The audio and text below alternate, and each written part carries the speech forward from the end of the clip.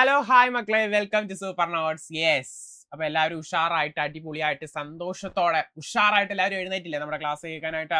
എല്ലാവരും സെറ്റ് അല്ലേ? അടിപൊളിയല്ലേ? ഉഷാറായിട്ട് ജില്ലായിട്ടിരിക്കുന്നില്ലേ? യെസ്, അതാണ്. ഓക്കെ, എങ്കിൽ എല്ലാവരും ഇവിടെ ശ്രദ്ധിക്കുക, നമ്മുടെ സ്ക്രീനിൽ ശ്രദ്ധിക്കുക. ഓക്കെ, സെറ്റാണ്, പൊളിയാണ്. നോയിക്കോ, ഓരോ പുലരിയും ഒരു രണ്ടാം ഊഴമാണ്. എന്തിനാ? ഇന്നലകളിലെ തെറ്റ് തിരുത്താൻ നമുക്ക് കിട്ടുന്ന രണ്ടാം ഊഴം. അതായത് നിങ്ങൾ ഒരു തവണ ഇപ്പോൾ നിങ്ങൾ ഒരു ദിവസം എഴുന്നേറ്റിട്ട് നിങ്ങൾക്ക് എന്ത് ചെയ്യാൻ പറ്റുന്നില്ല, പഠിക്കാൻ പറ്റുന്നില്ല എങ്കിൽ നിങ്ങൾ അടുത്ത ദിവസം എഴുന്നേറ്റിട്ട് എന്ത് ചെയ്യാതിരിക്കരുത്, പഠിക്കാതിരിക്കരുത്. പിന്നെ പിന്നെ എന്ത് ചെയ്യും, അത് തന്നെ പോയിക്കൊണ്ടിരിക്കും. അവസാനം ആ ഒരു വിചാരിക്കുന്ന എക്സാം എന്ത് ചെയ്യില്ല, കിട്ടൂല. സോ എന്ത് ചെയ്യുക, നല്ല ഉഷാറോടുകൂടി എല്ലാ മോർണിംഗ്സും അല്ലെങ്കിൽ എല്ലാ രാവിലെയും അല്ലെങ്കിൽ എല്ലാ പ്രഭാതത്തിലും എന്ത് ചെയ്യുക, അടിപൊളിയായിട്ട് പഠിച്ചു തുടങ്ങുക. എങ്കിൽ ആ ഒരു ദിവസം നിങ്ങൾക്ക് ഭയങ്കര അടിപൊളിയായിരിക്കും. ഒരുപാട് നല്ല കാര്യങ്ങളും നല്ല പോസിറ്റീവായിട്ട് എന്ത് ചെയ്യാൻ പറ്റും, നിങ്ങൾക്ക് മൂവ് ചെയ്യാൻ പറ്റും. ഒരുപാട് നല്ല കാര്യങ്ങൾ എന്ത് ചെയ്യും, നിങ്ങളുടെ ജീവിതത്തിലേക്ക് വരും. പിന്നെ കൂടെ ടാഗും എടുത്ത് എന്ത് ചെയ്യാം, കഴുത്തിലേക്ക് ഇടാം. അച്ഛനെ അമ്മയൊക്കെ സന്തോഷിപ്പിക്കണ്ടേ? വേണ്ടേ? വേണോ? വേണം. ആ ഒരു സന്തോഷത്തോടുകൂടി, ആ ഒരു ഉഷാറോടുകൂടി എന്ത് ചെയ്യാം, മുന്നോട്ട് നീക്കോ. ഉറപ്പായിട്ടും എന്ത് ചെയ്യും, നിങ്ങൾക്ക് വിജയം ഉറപ്പാണ്. ഓക്കെ, സെറ്റാണ്, സന്തോഷമാണ്. എല്ലാവരും ഒന്ന് നന്നായിട്ടൊന്ന് പുഞ്ചിരിച്ച്, എല്ലാവരും പുഞ്ചിരിച്ച് അടിപൊളിയായിട്ടിരിക്കുകയാണ് അല്ലെ? ഓക്കെ, സെറ്റ് ആണെങ്കിൽ നമുക്ക് എന്ത് ചെയ്യാം, സ്റ്റാർട്ട് ചെയ്യാം. യെസ്, നമ്മുടെ കറന്റ് അഫയേഴ്സിന്റെ 5 AM. യെസ്, ഫസ്റ്റ് ക്വസ്റ്റ്യൻ നോക്കിക്കോളാ. 49ാമത് വയലാർ അവാർഡ് 2025 നേടിയ തപോമയിയുടെ അച്ഛൻ എന്ന കൃതി രചിച്ചതാരെന്നാണ്. അതായത് 49ാമത് വയലാർ അവാർഡ് നേടിയ തപോമയിയുടെ അച്ഛൻ എന്ന കൃതി രചിച്ചത് ആര് എന്നാണ്. ആരാടാ? യെസ്, എല്ലാവർക്കും അറിയാമല്ലേ, ഈ സന്തോഷ് കുമാർ ആണ് എന്താ തപോമയിയുടെ അച്ഛൻ എന്ന കൃതി രചിച്ചത്. ഈ സന്തോഷ് കുമാർ ആണ്. എങ്കിൽ ഞാൻ വേറൊരു ചോദ്യം ചോദിച്ചോട്ടെ. നിലവിലെ ഓടക്കുഴൽ അവാർഡ് ജേതാവാരാണ്? നിലവിലെ ഓടക്കുഴൽ അവാർഡ് ജേതാവാരാണ്? നിലവിലെ ഓടക്കുഴൽ അവാർഡ് ജേതാവാരാണ്? ഓടക്കുഴൽ അവാർഡ് ജേതാവ്. ഓടക്കുഴൽ അവാർഡിന്റെ പുരസ്കാര തുകയൊക്കെ നിങ്ങൾക്ക് അറിയാം, എത്ര രൂപയാണ്? 30,000 രൂപയാണ് അല്ലെ? നമുക്ക് കണക്ട് ചെയ്ത് അങ്ങ് പഠിക്കാം. ഓക്കെ, അപ്പൊ ഓടക്കുഴൽ അവാർഡ് ജേതാവ് ആരെന്ന് ചോദിച്ചാൽ അത് EP രാജഗോപാലനാണ്. ആരാണ്? EP രാജഗോപാലനാണ്. EP രാജഗോപാലനാണ്. അദ്ദേഹത്തിന്റെ ഏത് കൃതിക്കാണ് കിട്ടിയതെന്ന് ചോദിച്ചാൽ അദ്ദേഹത്തിന്റെ ഉൽക്കഥ എന്ന സാഹിത്യ വിമർശനത്തിനാണ് അദ്ദേഹത്തിന് ഓടക്കുഴൽ പുരസ്കാരം ലഭിച്ചത്. ആർക്കാണ്? EP രാജഗോപാലന്റെ ഉൽക്കഥ എന്ന സാഹിത്യ വിമർശനത്തിനായിരുന്നു എന്താ 2025 ഓടക്കുഴൽ പുരസ്കാരം. സെറ്റ് അല്ലേ? എങ്കിൽ ഒരു പുരസ്കാരവും കൂടി പറഞ്ഞോട്ടെ. 18ാമത് തകഴി പുരസ്കാരം ലഭിച്ചത് ആർക്കെന്നറിയാമോ? 18ാമത് തകഴി പുരസ്കാരം ലഭിച്ചത് ആർക്കെന്നറിയാമോ? 18ാമത് തകഴി പുരസ്കാരം. യെസ്, സെറ്റാണ്. ആർക്കാണ് 18ാമത് തകഴി പുരസ്കാരം ലഭിച്ചത് എന്ന് ചോദിച്ചാൽ ഒറ്റ ഉത്തരം. ആരാ ഉത്തരം? യെസ് ഹരീഷിനാണ്. ആർക്കാണ്? യെസ് ഹരീഷിനാണ്. യെസ് ഹരീഷിന്റെ ഏത് കൃതിക്കെന്ന് ചോദിച്ചാൽ പട്ടുനൂൽ പുഴു. ഏതിനാണ്? പട്ടുനൂൽ പുഴുവിനാണ് എന്താ 18ാമത് തകഴി പുരസ്കാരം ലഭിച്ചത്. യെസ് ഹരീഷിന്റെ പട്ടുനൂൽ പുഴു എന്ന കൃതിക്കാണ്. സെറ്റ് അല്ലേ? പൊളിയല്ലേ? എങ്കിൽ 2 പ്രധാനപ്പെട്ട അവാർഡുകളും കൂടി പറഞ്ഞോട്ടെ. ഞാൻ ഇതൊന്നും ഇവിടെ നിന്ന് മായ്ക്കുകയാണേ. ഇവിടെ തൊട്ട് എഴുതാം. നോയിക്കോ, നമ്മുടെ നിലവിലെ 60ാമത് ജ്ഞാനപീഠ പുരസ്കാരം ലഭിച്ചത് ആർക്കെന്നറിയാമോ? നിലവിലെ 60ാമത് ജ്ഞാനപീഠ പുരസ്കാരം ലഭിച്ചത് ഒരു തമിഴ് വ്യക്തിയൊക്കെയാണ്, ഒരു തമിഴ്നാടുകാരനാണെന്ന് നിങ്ങൾക്ക് അറിയാം. എങ്കിൽ ആരാണ് ആ വ്യക്തി? തമിഴ്നാടുകാരൻ. 60ാമത് ജ്ഞാനപീഠ പുരസ്കാരം ലഭിച്ച ആ വ്യക്തിയുടെ പേര് വേഗം പറഞ്ഞടാ, ഉഷാറായിട്ട് ജില്ലായിട്ട് എന്നിട്ട് പറഞ്ഞേ. യെസ്, ആരാണ് ആ വ്യക്തി? Yes, R വൈരമുത്തുവിനാണ്. ആർക്കാണ്?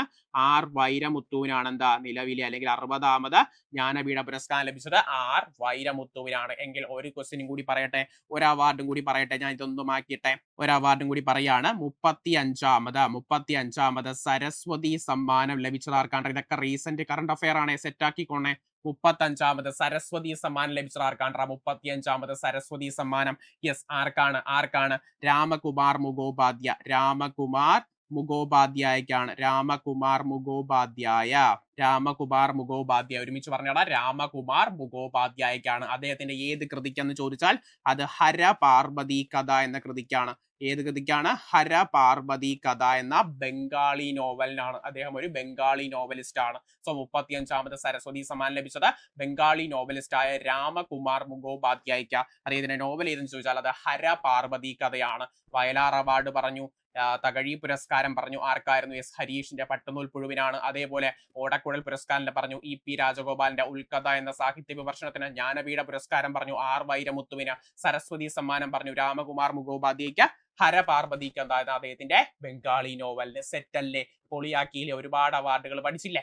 എങ്കിൽ നമുക്ക് എന്ത് ചെയ്യാം, അടുത്ത ചോദ്യത്തിലേക്ക് പോവാം. ഇന്ത്യൻ ഉപഗ്രഹങ്ങൾ തമ്മിൽ ഓർബിറ്റിലുള്ള ഡോക്കിംഗ്. ഡോക്കിംഗ് മീൻസ് മക്കളെ രണ്ട് ഉപഗ്രഹങ്ങളുടെ കൂടിച്ചേരുക, അതാണ് ഡോക്കിംഗ് എന്ന് പറഞ്ഞാൽ. ഡോക്കിംഗ് വിജയകരമായി നടത്തിയ ദൗത്യം ഏത് പേരിൽ അറിയപ്പെടുന്നു? ദൗത്യം വിജയകരമായി ഡോക്കിംഗ് നടത്തിയായിരുന്നു, എന്നാൽ ആ ഒരു ദൗത്യത്തിന്റെ പേര് എന്തെന്നാണ്? എല്ലാവർക്കും സന്തോഷത്തോടെ ഉത്തരം പറയാൻ കഴിയും. ഉത്തരം എന്ന് ചോദിച്ചാൽ ഓപ്ഷൻ ബി ആണ്, സ്പാഡക്സ് ആണ് അല്ലെ. സ്പാഡക്സ് ആയിരുന്നു ആ ഒരു ദൗത്യത്തിന്റെ പേര്. അതുമായിട്ട് ബന്ധപ്പെട്ടുള്ള രണ്ട് ചെറിയ ഉപഗ്രഹങ്ങളുടെ പേരെന്തായിരുന്നു? ചെയ്സറും ടാർഗറ്റും.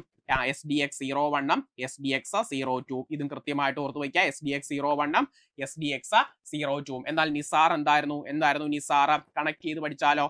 നാസയും ISROയും തമ്മിൽ എന്താണ് ചേർന്ന് നടത്തിയ ഒരു ബഹിരാകാശ ദൗത്യമായിരുന്നു. അതുമായിട്ട് ബന്ധപ്പെട്ട ഒരു ഭൗമസ്ഥിര ഉപഗ്രഹവുമായിരുന്നു അല്ലെ. അതാണ് എന്തെന്ന് പറയുന്നത്? നിസാർ എന്ന് പറയുന്നത്. സെറ്റ് അല്ലേ, പൊളിയല്ലേ. നാസയും ISROയും തമ്മിൽ നടന്ന ആദ്യത്തെ ഒരു ദൗത്യമാണ് നിസാർ എന്ന് പറയുന്നത്. എന്താണ്? ഒരു ഭൂസ്ഥിര ഉപഗ്രഹമാണെന്ന് പറയുന്നത് നിസാർ എന്ന് പറയുന്നത്. സെറ്റ് അല്ലേ, പൊളിയല്ലേ. അടുത്തതിലേക്ക് പോവാം. യെസ്, അടുത്ത മൂന്നാമത്തെ ചോദ്യം. ഇന്ത്യയിൽ ഏറ്റവും ഉയർന്ന വിലയ്ക്ക് ലേലത്തിൽ വിറ്റുപോയ യശോദയും കൃഷ്ണനും എന്ന പ്രശസ്ത ചിത്രം വരച്ചതാര്? ഇന്ത്യയിൽ ഏറ്റവും ഉയർന്ന തുകയ്ക്ക് വിറ്റുപോയ യശോദയും കൃഷ്ണനും എന്ന ചിത്രം വരച്ചതാര്? ഈ റീസെന്റ് ആയിട്ടുള്ള കറണ്ട് അഫയർ ആണ്. വേഗം പറഞ്ഞേടാ. ഉത്തരം എന്താണ്? യെസ്, അടിപൊളി രാജാ രവിവർമ്മയാണ്. ആരാണ്? രാജാ രവിവർമ്മയുടെ ചിത്രമാണ്. എങ്കിൽ നിങ്ങൾക്ക് കമന്റ് ചെയ്യാനുള്ള ഒരു ചോദ്യം ഏറ്റവും അടിപൊളിയായിട്ട് ഉത്തരം കമന്റ് ചെയ്യുന്നവരെ പ്രത്യേകം അഭിനന്ദിക്കും. അല്ല, അടിപൊളി സമ്മാനം ഉണ്ടായിരിക്കും കേട്ടോ.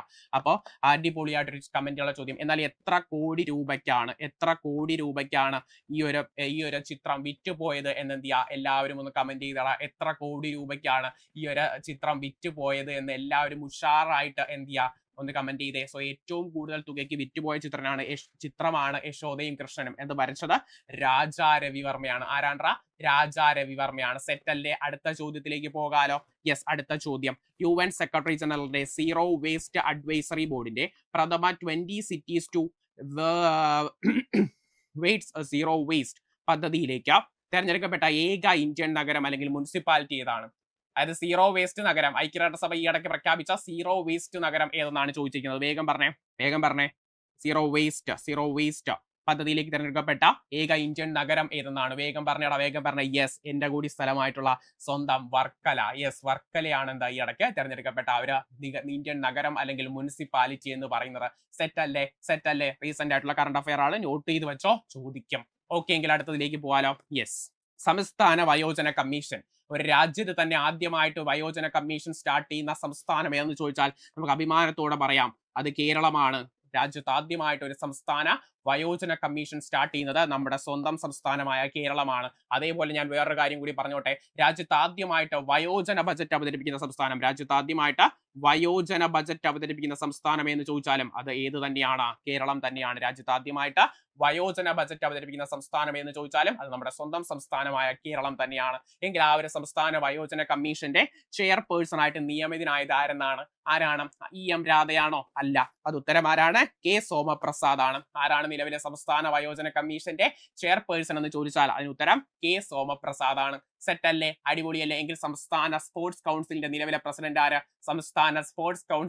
പ്രസിഡന്റ് ആര്? യെസ്, അത് തന്നെയാണ് VP സാനു. ആരാണ്? VP സാനു ആണ് എന്താ സംസ്ഥാന സ്പോർട്സ് കൗൺസിലിന്റെ നിലവിലെ പ്രസിഡന്റ്. ആരാണ്?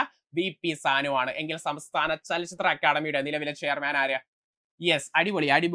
യെസ്, ആരാണ്? റസൂൽ പൂക്കുട്ടിയാണ്. ആരാണ്? സംസ്ഥാന സ്പോർട്സ് കൗൺസിലിന്റെ ചലച്ചിത്ര അക്കാദമിയുടെ നിലവിലെ ചെയർമാൻ റസൂൽ പൂക്കുട്ടിയാണ്. സെറ്റ് അല്ലേ? അടിപൊളിയല്ലേ? എങ്കിൽ ഞാൻ നിങ്ങൾക്ക് ഒരു ചോദ്യം തരട്ടെ കമന്റ് ചെയ്യാനായിട്ട്. PSC ചോദിച്ച ചോദ്യം കൂടിയാണ്. സംസ്ഥാന ചലച്ചിത്ര അക്കാദമിയുടെ VC വൈസ് ചെയർപേഴ്സൺ ആരാണെന്ന് ഒന്ന് കമന്റ് ചെയ്താറാ. സംസ്ഥാന ചലച്ചിത്ര അക്കാദമിയുടെ വൈസ് ചെയർപേഴ്സൺ ആരാണെന്ന് വേഗം ഒന്ന് കമന്റ് ചെയ്തേ. യെസ്, അപ്പൊ നമുക്ക് അടുത്ത ചോദ്യത്തിലേക്ക് പോവാം. യെസ്, 2025 ലോക പരിസ്ഥിതി ദിനാഘോഷങ്ങൾക്ക് ആതിഥേയത്വം വഹിച്ച ജെജു ദ്വീപ്. എന്ത് ദ്വീപ്? ജെജു ദ്വീപ്. കൂടെ പിടിച്ചോണേ. ജെജു ദ്വീപ് ഏത് രാജ്യത്തിന്റെ ഭാഗമാണ്? 2025 ലോക പരിസ്ഥിതി ആഘോഷങ്ങൾ നടന്നത് ജെജു ദ്വീപിലായിരുന്നു. എന്നാൽ ജെജു ദ്വീപ് എവിടെയാണ് എന്നാണ് ചോദ്യം. വേഗം പറഞ്ഞേ, ജെജു ദ്വീപ് എവിടെയാണെന്ന്. Yes, set. അത് തന്നെ, ദക്ഷിണ കൊറിയയിലായിരുന്നു എന്താ? ജെജു ദ്വീപിൽ. അവിടെയായിരുന്നു എന്താ 2025 പരിസ്ഥിതി ദിനാഘോഷങ്ങൾ. എങ്കിലും ഒരു കാര്യം പറഞ്ഞോട്ടെ, 2026 പരിസ്ഥിതി ആഘോഷങ്ങൾ എവിടെയാണ് നടന്നത്? എവിടെയാണ് നടക്കാൻ പോകുന്നത്? യെസ്, അസർബൈജാനിലാണ്. എവിടെയാണ്? അസർബൈജാൻ. 2026 പരിസ്ഥിതി ദിനാഘോഷങ്ങൾ നടക്കാൻ പോകുന്നത് അസർബൈജാനിലാണ്. എവിടെയാണ്? അസർബൈജാൻ. കൂടെ പിടിച്ചടാ, അസർബൈജാൻ. 2025 ജജു ദ്വീപ് ദക്ഷിണ കൊറിയയിലായിരുന്നു. സെറ്റ് അല്ലേ? അടുത്തതിലേക്ക് പോവാലോ. യെസ്. 2025 സമാധാനത്തിനുള്ള നൊബേൽ സമ്മാനം നേടിയതാര്? 2025 സമാധാനത്തിനുള്ള നൊബേൽ സമ്മാനം നേടിയതാര്? വേഗം പറഞ്ഞടാ. സമാധാനത്തിനുള്ള നൊബേൽ സമ്മാനം നേടിയതാരാ? യെസ്, സെറ്റ് ആണ്. മരിയ കൊറീന മെച്ചാഡോയാണ്. ആരാണ്? മരിയ കൊറീന മെച്ചാഡോയ്ക്കായിരുന്നു സമാധാനത്തിലുള്ള നൊബേൽ സമ്മാനം. എന്നാൽ മരിയ കൊറീന മെച്ചാഡോയുടെ രാജ്യം ഏതാണ്ട് മക്കളെ? വേഗം കമന്റ് ചെയ്തേ. മരിയ കൊറീന മെച്ചാഡോയുടെ രാജ്യം ഏതാണ്? യെസ്, സെറ്റ് ആണ്. വെനസ്വേലയാണ്. എവിടെയാണ്? വെനസ്വേല. വെനസ്വേല. എന്നാൽ ഈ ഓപ്ഷനിൽ വേറൊരാൾ കൂടി ഒളിച്ചിരിക്കുന്നുണ്ട്. നമ്മുടെ മെറിയ കൊറീന മെച്ചാഡോയ്ക്ക് കിട്ടിയ ആ ഒരു നൊബേൽ സമ്മാനം വേറൊരു വ്യക്തിക്ക് അവർ സമ്മാനിച്ചു. ആരാണ് ആ വ്യക്തി? യെസ്, അമേരിക്കൻ പ്രസിഡന്റ് കൂടിയായ ഡൊണാൾഡ് ട്രംപിനാണ് എന്താ മെറിയ കൊറീന മെച്ചാഡോ ആ ഒരു സമ്മാനം കൊണ്ട് കൊടുത്തത്. എന്നാൽ താഴെ കാണുന്ന വ്യക്തിയെ കണ്ടോ? ലാസ്ലോ ക്രാസ്നഹോക്കായി. ലാസ്ലോ ക്രാസ്നഹോക്കായി. ഇദ്ദേഹത്തിന്റെ രാജ്യം ഏതാണ്? ഇദ്ദേഹത്തിന്റെ രാജ്യം ഏതാണെന്ന് പറയുന്നതിന് മുൻപേ ഇദ്ദേഹത്തിന് ഏത് നൊബേൽ സമ്മാനമാണ് കിട്ടിയത്? യെസ്,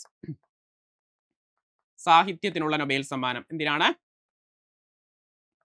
സാഹിത്യത്തിനുള്ള നൊബേൽ സമ്മാനമാണ് ലഭിച്ചത്. സാഹിത്യത്തിനുള്ള നൊബേൽ സമ്മാനം. സാഹിത്യത്തിനുള്ള നൊബേൽ സമ്മാനം ലഭിച്ചത് ആർക്കെന്ന് ചോദിച്ചാൽ അത് ലാസ്ലോ ക്രാസ്നഹോക്കായിക്കാണ്. ഏത് വർഷത്തെയാ? 2025 സാഹിത്യത്തിനുള്ള നൊബേൽ സമ്മാനം ലഭിച്ചത് ലാസ്ലോ ക്രാസ്നഹോക്കായിക്കാണ്. അദ്ദേഹം ഏത് രാജ്യക്കാരെന്ന് ചോദിച്ചാൽ ഹംഗറിക്കാരനാണ്. ഏത് രാജ്യക്കാരനാണ്? ഹംഗറിക്കാരനാണ്. ആരെന്ന് പറയുന്നത്? ലാസ്ലോ ക്രാസ്നഹോക്കായുടെ രാജ്യം എന്ന് പറഞ്ഞാൽ അത് ഹംഗറിയാണ്. കൂടെ പിടിക്കണേടാ, കൂടെ പിടിക്കണേ. ഹംഗറി രാജ്യക്കാരനായ ലാസ്ലോ ക്രാസ്നഹോക്കായിക്കായിരുന്നു 2025 സാഹിത്യ നൊബേലെങ്കിൽ വെനസ്വേലക്കാരിയായ മെറിയ കൊറീന മെച്ചാഡോയ്ക്കായിരുന്നു 2025 സമാധാനത്തിനുള്ള നൊബേൽ സമ്മാനം. സെറ്റല്ലേ? സെറ്റല്ലേ? അടുത്തതിലേക്ക് പോവാലോ. യെസ്. കേരളത്തിൽ ആദ്യമായി ടൈം ബാങ്ക് പദ്ധതി ആരംഭിച്ചത് ഏത് ഗ്രാമപഞ്ചായത്തിലാണ്? അടിപൊളി സീൻ ചോദ്യം. കേരളത്തിൽ ആദ്യമായി ടൈം ബാങ്ക് പദ്ധതി ആരംഭിച്ചത് ഏത് സംസ്ഥാനത്തിലാണ്? വേഗം പറഞ്ഞടാ. കേരളത്തിൽ ആദ്യമായി ടൈം ബാങ്ക് പദ്ധതി ആരംഭിച്ചത് ഏത് സംസ്ഥാനത്തിലാണ്? യെസ്, അത് തന്നെയാണ് എലിക്കുളം. കോട്ടയം ജില്ലയിലെ എലിക്കുളം പഞ്ചായത്തിലാണ്. എന്താ? എലിക്കുളം പഞ്ചായത്ത് ഏത് ജില്ലയിലും ചോദിച്ചാൽ ഏത് ജില്ലയിലാണ്? അക്ഷരനഗരം കൂടിയായ കോട്ടയത്താണ്. കോട്ടയം ജില്ലയിലാണ്. എന്താ? കോട്ടയം ജില്ലയിലെ എലിക്കുളം ഗ്രാമപഞ്ചായത്തിലാണ് ആദ്യമായി ടൈം ബാങ്ക് പദ്ധതി ആരംഭിച്ചത്. ചോദിക്കുമേ, ടൈം ബാങ്ക് പദ്ധതി ആദ്യമായി ആരംഭിച്ചത് കോട്ടയം ജില്ലയിലെ എലിക്കുളം പഞ്ചായത്തിലാണ്. എവിടെയാണ്? കോട്ടയം ജില്ലയിലെ എലിക്കുളം പഞ്ചായത്തിലാണ് കേരളത്തിൽ ആദ്യമായി ടൈം ബാങ്ക് പദ്ധതി ആരംഭിച്ചത്. സെറ്റ് അല്ലേ? അടുത്തതിലേക്ക് പോവാലോ. യെസ്. കേന്ദ്ര ആരോഗ്യ കുടുംബക്ഷേമ മന്ത്രാലയം ആദ്യത്തെ മാനസികാരോഗ്യ അംബാസഡറായി അല്ലെങ്കിൽ മെന്റൽ ഹെൽത്ത് അംബാസഡറായി നിയമിച്ച നടി ആര്? ആരാണ് ആ നടി? വേഗം പറഞ്ഞേടാ. യെസ്, റീസെന്റ് ആയ ഒരു കറണ്ട് അഫയർ ആണ്. മെന്റൽ ഹെൽത്ത് അംബാസിഡർ ആയി നിയമിച്ചത് ആരെയാണ്? യെസ്, സെറ്റാണ്. രൺവീർ സിംഗിന്റെ ഭാര്യ കൂടിയായ ദീപിക പദുക്കോൺ ആണ്. ആരാണ്? ദീപിക പദുക്കോൺ ആണ് നിലവിലെ മെന്റൽ ഹെൽത്ത് അംബാസഡർ എന്ന് പറയുന്നത്. ദീപിക പദുക്കോൺ ആണ്. എങ്കിൽ മെന്റൽ ഹെൽത്ത് ഡേ എന്നാണ്. മെന്റൽ ഹെൽത്ത് ഡേ എന്നാണ്. Mental health day. യെസ്, സെറ്റാണ്. ഒക്ടോബർ 10 എത്രയാണ്? ഒക്ടോബർ 10 എന്തെന്ന് പറയുന്നത്? മെന്റൽ ഹെൽത്ത് ഡേ എന്ന് പറഞ്ഞാൽ അത് ഒക്ടോബർ 10 അതേപോലെ ആലിയ ഭട്ടിനെ കണ്ടോ? ആലിയ ഭട്ടുമായിട്ട് റീസെന്റ് ആയിട്ടുള്ള കറണ്ട് അഫയർ ഏതാ? യെസ്, ബാഫ്റ്റ ഫിലിം അവാർഡ്സിൽ അവതാരികയായെത്തിയ ഇന്ത്യൻ നടി. ബാഫ്റ്റ ഫിലിം അവാർഡ്സിൽ അവതാരികയായിട്ടെത്തിയ ഇന്ത്യൻ നടി എന്ന് പറയുന്നത് ആരാണ്? ആലിയ ഭട്ടാണ്. കൂടെ പിടിക്കണേ, കൂടെ പിടിക്കണേ. സെറ്റല്ലേ? ഉഷാറല്ലേ? ഡൗൺ ആവുന്നില്ലല്ലോ. അപ്പായിക്കോ. യെസ്, അടുത്ത ചോദ്യത്തിലേക്ക് പോവാം. പുതിയ വൻകിട തുറമുഖമായ വധവാൻ. ഓക്കെ, പുതിയ വൻകിട തുറമുഖം അല്ലെങ്കിൽ പോർട്ടായ വധവാൻ ഏത് സംസ്ഥാനത്തിലാണ്? പുതിയ വൻകിട തുറമുഖമായ വധവാൻ ഏത് സംസ്ഥാനത്തിലാണ് എന്നാണ് ചോദ്യം. ഏതാ സംസ്ഥാനം? കർണാടകയാണോ? അല്ല. ആന്ധ്രയാണോ? അല്ല. ഉത്തരം ഏതാടാ? മഹാരാഷ്ട്രയാണ്. എവിടെയാണ്? മഹാരാഷ്ട്രയിലാണ്. എന്താ? വധവാൻ പോർട്ട് എന്ന് പറയുന്നത് എവിടെയാണ്? മഹാരാഷ്ട്രയിലാണ്. സെറ്റ് അല്ലേ? എങ്കിൽ പാരാദ്വീപ് തുറമുഖം എവിടെയാണ്? പാരാദ്വീപ് തുറമുഖം അത് പാരാദ്വീപിലാണ്. സാർ ഏത് സംസ്ഥാനത്താണ്? യെസ്, ഒഡീഷയിലാണ്. എവിടെയാണ്? ഒഡീഷയിലാണ്. എന്താ? പാരാദ്വീപ് എന്ന് പറയുന്നത്. സെറ്റ് അല്ലേ? അടിപൊളിയല്ലേ? അടുത്തതിലേക്ക് പോവാം. യെസ്, ഒഡീഷ ഇവിടെ ഉണ്ടായിരുന്നു, അതുകൊണ്ടാണ് പാരാദ്വീപ് പറഞ്ഞത്. യെസ്, അടുത്തതിലേക്ക് പോവാം. IPL ചരിത്രത്തിലെ ഏറ്റവും ഉയർന്ന തുകയ്ക്ക് ആദിത്യ ബിർള ഗ്രൂപ്പ് ഏത് കമ്പനിയാണെന്ന് കൃത്യമായിട്ട് ഓർത്ത് വെക്കുക. ആദിത്യ ബിർള ഗ്രൂപ്പ് സ്വന്തമാക്കിയ ടീം ഏതെന്നാണ് ചോദ്യം. വേഗം പറഞ്ഞ ഏതാണ് ടീം? ഫാൻസുകാർ വരട്ടെ. ഈ സാല കപ്പ് നന്ദു എന്ന് പറയുന്ന ഫാൻസുകാർ വരട്ടെ. ഈ സാല കപ്പ് നമ്മൾ തൂക്കോടാ. ഈ സാലയും കപ്പ് നമ്മൾ തൂക്കോ? 2026 ഈ സാല നമുക്കുള്ളതാണോ? പ്രൗഡ് RCB ഫാൻ ആണ് കേട്ടോ. പ്രൗഡ്. കഴിഞ്ഞ നമ്മൾ തൂക്കിയില്ലേ? തവണ തൂക്കോ? അതാണ് നമുക്ക് അറിയേണ്ടത്. തൂക്കുമായിരിക്കും അല്ലേ? തവണ നമ്മൾ തൂക്കും. കാരണം 2 കളിയില്ലേ നമ്മൾ സീനായിട്ട് ജയിച്ചത്. അതൊക്കെ അത്രേ ഉള്ളൂ അല്ലേ? ചെക്കന്മാരെന്നാ കളിയാ അല്ലേ? അത്രേ ഉള്ളൂ. അപ്പൊ ആരെയാ തൂക്കിയത്? റോയൽ ചാലഞ്ചേഴ്സ് ബാംഗ്ലൂരിനെയാണ് എന്താ ഏറ്റവും കൂടുതൽ തുകയ്ക്ക് ആദിത്യ ബിർള ഗ്രൂപ്പ് എന്ത് ചെയ്തത്? സ്വന്തമാക്കിയത്. അപ്പൊ ഇത്തവണയും നമ്മുടെ RCB ഫാൻസിന് സന്തോഷിക്കാൻ പറ്റിയ ഒരു എന്താണ് ഇയർ ആവട്ടെ. കാരണം ഇത്തവണയും നമുക്ക് കപ്പടിക്കാൻ പറ്റട്ടെ. ഓക്കെ, ഒരു RCB ഫാൻ ആയതുകൊണ്ട് പറയണം കേട്ടോ. കമന്റ് ബോക്സിൽ വന്നിട്ട് ചെന്നൈ സൂപ്പർ കിങ്സും മുംബൈ ഇന്ത്യൻസും കൊൽക്കത്ത നൈറ്റ് റൈഡേഴ്സും കൂടി എന്നെ ഇടിക്കരുത്. ഓക്കെ, RCB ഫാൻസ് കയറി വരിക. ഓക്കെ, സെറ്റ് ആണെങ്കിൽ അടുത്ത ചോദ്യത്തിലേക്ക് പോകാം. യെസ്, ഇന്ത്യയിലെ ആദ്യത്തെ കാഴ്ച പരിമിത സൗഹൃദ മ്യൂസിയം എവിടെ സ്ഥിതി ചെയ്യുന്നു? ഇന്ത്യയിലെ ആദ്യത്തെ കാഴ്ച പരിമിത സൗഹൃദ മ്യൂസിയം എവിടെ സ്ഥിതി ചെയ്യുന്നു? വേഗം പറഞ്ഞടാ, ഇന്ത്യയിലെ ആദ്യത്തെ കാഴ്ച പരിമിത സൗഹൃദ മ്യൂസിയം എവിടെ സ്ഥിതി ചെയ്യുന്നു? യെസ്, അടിപൊളിയടാ, മലപ്പുറം ജില്ലയിലാണ്. മലപ്പുറം ജില്ലയിലാണ് ഇന്ത്യയിലെ ആദ്യത്തെ കാഴ്ച പരിമിത സൗഹൃദ മ്യൂസിയം എന്ന് പറയുന്നത്. മലപ്പുറം ജില്ലയിൽ എവിടെയെന്ന് ചോദിച്ചാൽ അത് പൊന്നാനിയിലാണ്ട്രാ. എവിടെയാണ്? പൊന്നാനിയിലാണ്. പൊന്നാനിയിലുള്ള ആ മ്യൂസിയത്തിന് ഒരു പേര് കൂടിയുണ്ട്. അതിന്റെ പേരാണ് നിള ഹെറിറ്റേജ് മ്യൂസിയം. എന്താണ്? Nila heritage museum. കൂടെ പിടിച്ചോണേ, ഇന്ത്യയിലെ തന്നെ ആദ്യത്തെ കാഴ്ച പരിമിത മ്യൂസിയം അത് കേരളത്തിലെ മലപ്പുറം ജില്ലയിലെ പൊന്നാനിയിലാണ്. അതിനൊരു പേരുണ്ട്, നിള ഹെറിറ്റേജ് മ്യൂസിയം. സെറ്റ് അല്ലേ? അടുത്ത ചോദ്യത്തിലേക്ക് ധൈര്യത്തോടെ മുന്നോട്ട് പോകാലോ. യെസ്, അടുത്ത ചോദ്യം. IQ എയർ പുറത്തുവിട്ട 2025 വേൾഡ് എയർ ക്വാളിറ്റി റിപ്പോർട്ട് പ്രകാരം ലോകത്തിലെ ഏറ്റവും മലിനീകരണമുള്ള നഗരമായി തിരഞ്ഞെടുത്തത് ഏതാണ് ആ നഗരം? യെസ്, അടിപൊളിയാണ്. എല്ലാവരുടെയും കണ്ണുകൾ ഓപ്ഷൻ സിയിലേക്കാണ്. ഓപ്ഷൻ സി ലോനിയാണ്. ലോനി എവിടെയെന്ന് ചോദിച്ചാൽ യെസ്, അത് UP ആണ്. യോഗി ആദിത്യനാഥിന്റെ UP. അപ്പൊ ലോനി, ഉത്തർപ്രദേശിലെ ലോനിയാണ് എന്താ ലോകത്തിലെ ഏറ്റവും മലിനീകരണപ്പെട്ട നഗരം എന്ന് പറയുന്നത്. ലോനിയാണ്, ഉത്തർപ്രദേശിലാണ്. പതിയട്ടെ അങ്ങ്. ലോനി, ഉത്തർപ്രദേശ്, മലിനീകരണപ്പെട്ട നഗരം. എന്നാൽ ലോകത്തിലെ ഏറ്റവും മലിനീകരണമായ രാജ്യം എന്ന് പറയുന്നത് അത് ഇന്ത്യയല്ല, പകരം അത് പാകിസ്ഥാനാണ്. എവിടെയാണത്? പാകിസ്ഥാനാണ് എന്താ ലോകത്തിലെ ഏറ്റവും മലിനീകരണമുള്ള രാജ്യം എന്ന് പറയുന്നത് പാകിസ്ഥാനാണ്. എങ്കിൽ ഇന്ത്യയുടെ സ്ഥാനം എത്രയെന്ന് ചോദിച്ചാൽ ഒട്ടും പിറകിലില്ല, 6ാം സ്ഥാനത്തുണ്ട് ഇന്ത്യ. എത്രാം സ്ഥാനത്താണ്? 6ാം സ്ഥാനത്താണ് എന്തെന്ന് പറയുന്നത്, ഇന്ത്യ എന്ന് പറയുന്നത്. സെറ്റ് അല്ലേ? ഇത്രയും ഓക്കെ ആണെങ്കിൽ അടുത്തതിലേക്ക് പോകാലോ. യെസ്, വായോ. 2026 മാർച്ചിൽ അമേരിക്കയിൽ റിപ്പോർട്ട് ചെയ്ത കോവിഡ് വകഭേദം ഏത്? 2026 മാർച്ചിൽ അമേരിക്കയിൽ റിപ്പോർട്ട് ചെയ്ത കോവിഡ് വകഭേദം ഏത് എന്നാണ്. കണ്ണു തുറന്ന് നോക്കിയിട്ട് കണ്ടുപിടിക്കുക. Yes, BA.3.2. ഓപ്ഷൻ സി ആണ്. BA.3.2 എന്നാണ് ആ ഒരു വകഭേദത്തിന്റെ പേര്. എത്രയാണ്? BA.3.2. അത് ഏത് വേരിയന്റ് ആണെന്ന് ചോദിച്ചാൽ അത് സിക്കാഡയാണ്. ഏതാണ്? സിക്കാഡ. ചിലപ്പോൾ ഇങ്ങനെ പേര് തരും, സിക്കാഡ. എന്താണ്? സിക്കാഡ. കൂടെ പിടിക്കുക, സിക്കാഡ.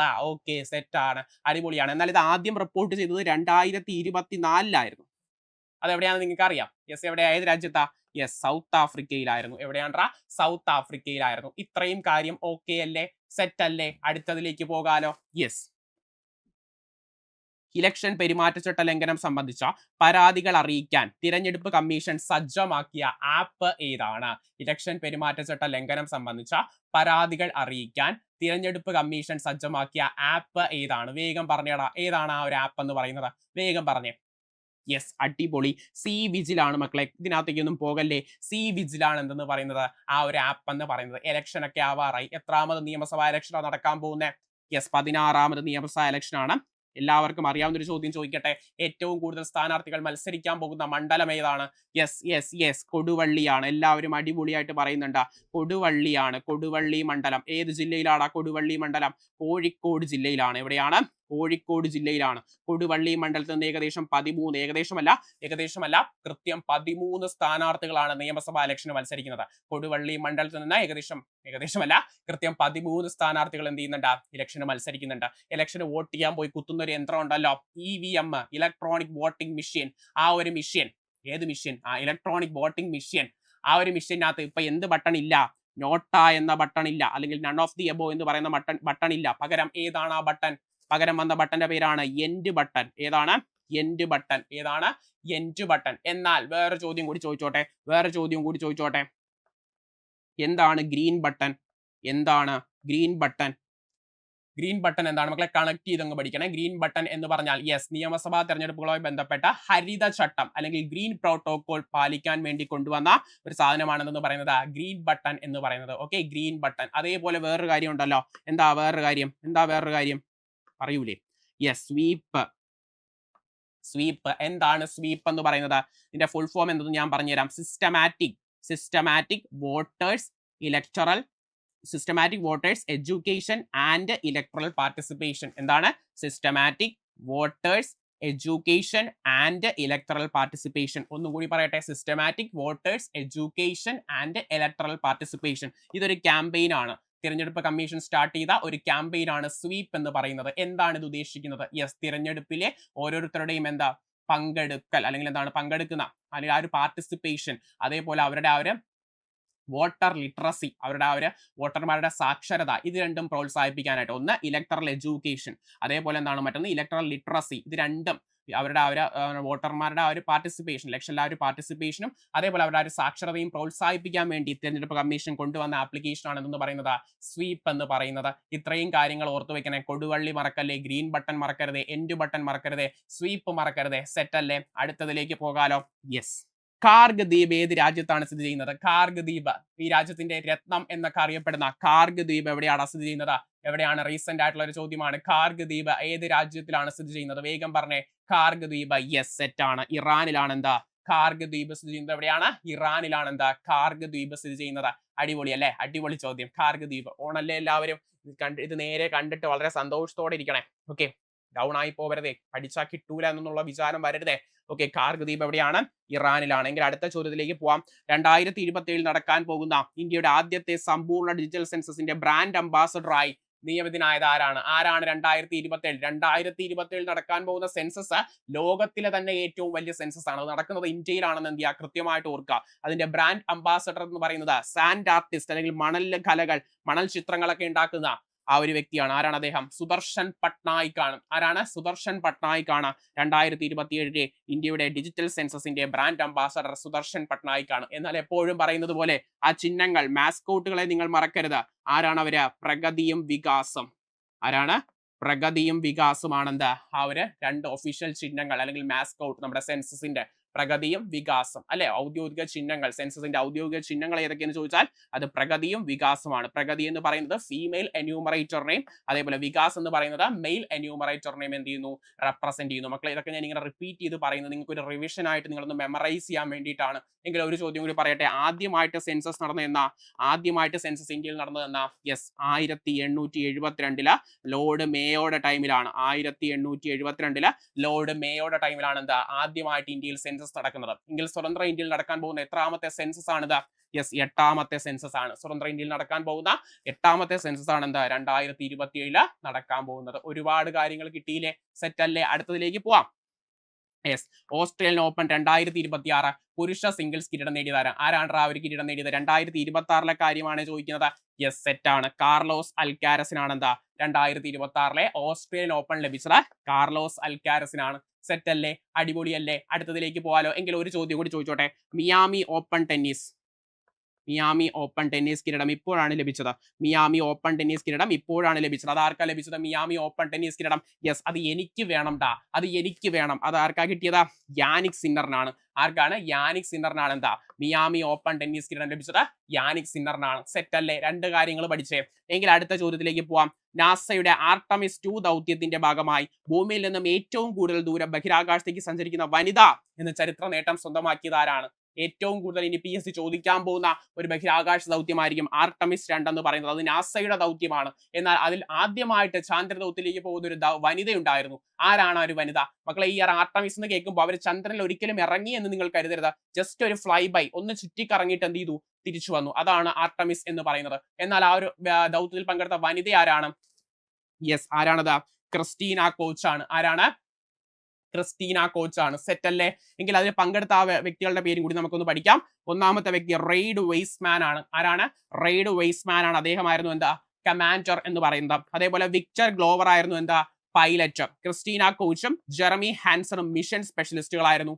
ക്രിസ്റ്റീന കോച്ചും ജെറമി ഹാൻസണും, അങ്ങനെ മൊത്തം 4 പേരാണ് ആ ഒരു ദൗത്യത്തിൽ ഉണ്ടായിരുന്നത്.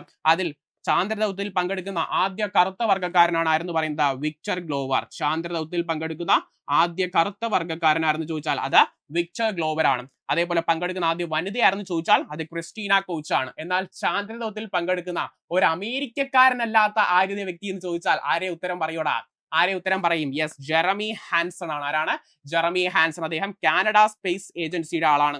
കാനഡക്കാരനാണ് ജെറമി ഹാൻസൺ എന്ന് പറയുന്നത്. സെറ്റ് അല്ലേ? ഒരുപാട് കാര്യങ്ങൾ പഠിച്ചേ. കറുത്ത വർഗ്ഗക്കാരൻ വിക്ടർ ഗ്ലോവർ, വനിത ക്രിസ്റ്റീന കോച്ച്, അമേരിക്കക്കാരനല്ലാത്ത വ്യക്തി ജെറമി ഹാൻസൺ. സെറ്റാക്കിയില്ലേ? പൊളിയല്ലേ?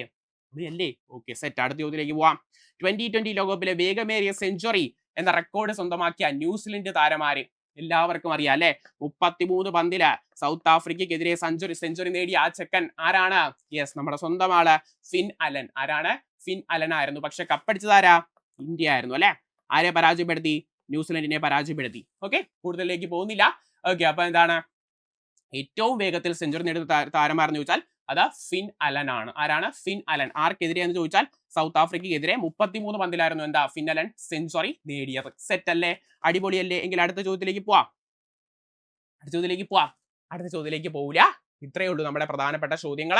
സോ ഇത്രയും ചോദ്യങ്ങൾ എന്ത് ചെയ്യുക, അടിപൊളിയായിട്ട് പഠിക്കുക. ഇതുമായിട്ട് ബന്ധപ്പെട്ട ഒരു മോക്ക് ടെസ്റ്റും അതേപോലെ നോട്ട്സും നിങ്ങൾ കൃത്യമായിട്ട് എന്ത് ചെയ്യും, ടെലഗ്രാം ഗ്രൂപ്പിൽ വരും. സോ ഇനിയും കറണ്ട് അഫയേഴ്സിന്റെ ക്ലാസ് ഇതേപോലെ വേണമെങ്കിൽ ജസ്റ്റ് ഒന്ന് കമന്റ് ചെയ്യാം. നമുക്ക് ഇനിയും എന്ത് ചെയ്യാം, അടിപൊളി ക്ലാസ് വിത്ത് കണക്റ്റഡ് ഫാക്ട്സ് നമുക്ക് ചെയ്യാം. കറണ്ട് അഫയേഴ്സിൽ നമ്മൾ എന്ത് ചെയ്യും, നമ്മളെ ജയിക്കൂ, നമ്മളെ തൂക്കൂ. ഓക്കെ, സെറ്റ് ആണ്. അടിപൊളിയാണെങ്കിൽ എന്ത് ചെയ്യുക, ആത്മവിശ്വാസത്തോടു കൂടി സന്തോഷത്തോടു കൂടി പരിശ്രമിച്ചോ, കിട്ടും. അതിൽ യാതൊരു വിശ്വാസവും ഇല്ല. ഓക്കെ, അതിൽ യാതൊരു വിശ്വാസവും ഇല്ലെന്നല്ല, അതിൽ യാതൊരു വിശ്വാസവും ഇല്ലെന്നല്ല, അതിൽ യാതൊരു സംശയവും ഇല്ല. ഓക്കെ, അപ്പൊ എന്ത് ചെയ്യുക, സന്തോഷത്തോടു കൂടി ആത്മാർത്ഥയോട് പഠിക്കുക. ആ ഒരു ചിരി, ആ ഒരു പുഞ്ചിരി, ആ ഒരു ആത്മവിശ്വാസം അതെന്ത് ചെയ്യുക, കാത്തു സൂക്ഷിക്കുക കേട്ടോ. ആ ഒരു പുഞ്ചിരിയോടുകൂടി എന്ത് ചെയ്യുക, മുന്നോട്ട് പോവാം. ആ ഒരു സ്മൈൽ, അതാണ് ഏറ്റവും വലിയൊരു പോസിറ്റീവ്നെസ് എന്ന് പറയുന്നത്. ആ ഒരു പുഞ്ചിരി. ഓക്കെ, വളരെ ഡള്ളായിട്ട് ഫേസ് വെച്ചിട്ട് നിങ്ങൾക്ക് ഒന്നും കിട്ടാൻ പോലില്ല. ഒരു പുഞ്ചിരിയോടുകൂടിയൊക്കെ എന്ത് ചെയ്യുക, മുന്നോട്ട് പോവാം. എല്ലാം എന്ത് ചെയ്യും, കിട്ടും. ഓക്കെ, സെറ്റ് ആണെങ്കിൽ ആ ഒരു പുഞ്ചിരിയോടുകൂടി ഇനിയും എന്ത് ചെയ്യുക, എല്ലാ ദിവസവും എഴുന്നേൽക്കുക, അടിപൊളിയായിട്ട് ക്ലാസ്സുകൾ കേൾക്കുക. നമുക്ക് എന്ത് ചെയ്യാം, വീണ്ടും കാണാം. ബൈ.